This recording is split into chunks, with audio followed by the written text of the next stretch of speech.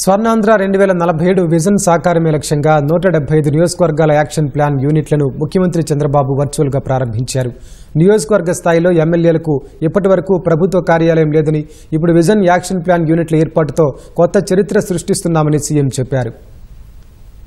రాష్ట్రంలో 175 నియోజకవర్గాల vision action plan యూనిట్లను ముఖ్యమంత్రి చంద్రబాబు ప్రారంభించారు. ప్రతి నియోజకవర్గంలో కార్యాలయం ఏర్పాటుతో పాటు 9 మందితో టీం కూడా ఇస్తున్నామని, ఇక విజన్ అమలును తర్వాతి స్థాయికి తీసుకెళ్లాల్సింది మీరేనని ఎంపీలు, ఎమ్మెల్యేలు, కలెక్టర్లు అధికారులకు దిశానిర్దేశం చేశారు. నియోజకవర్గ యాక్షన్ ప్లాన్ యూనిట్ కు అధ్యక్షుడిగా ఎమ్మెల్యే, స్పెషల్ ఆఫీసర్ కార్యనిర్వహణ అధ్యక్షుడిగా వ్యవహరిస్తారని తెలిపారు. స్థానిక సంస్థల ఎమ్మెల్సీ, మున్సిపాలిటీ చైర్మన్, ఆర్డీఓ, తహసీల్దార్లు, ఎంపీడీఓలు, మున్సిపల్ కమిషనర్లు సభ్యులుగా ఉంటారని సీఎం వెల్లడించారు.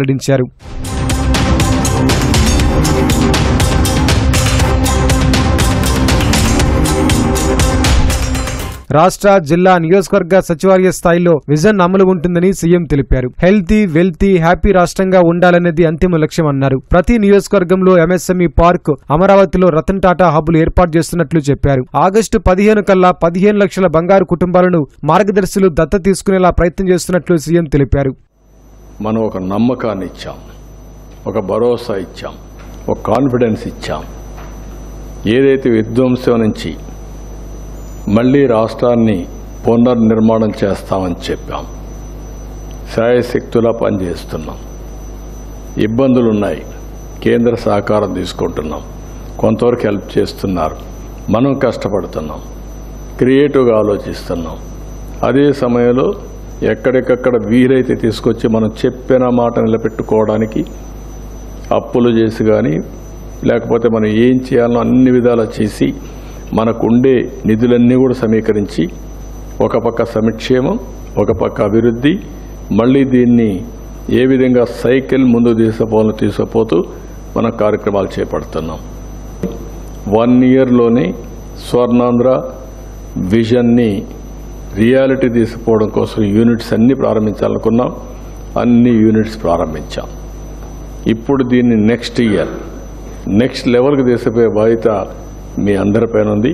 అది చేయాల్సిందిగా మిమ్మల్ని అందరినీ కోరుకుంటూ చేస్తారని చెప్పి ఆశిస్తూ I wish all the best.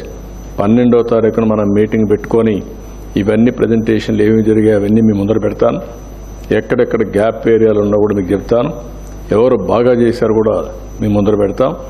అయితే మనం చేసే ఈ ప్రయత్నం ఈ రాష్ట్రానికి చాలా అవసరం.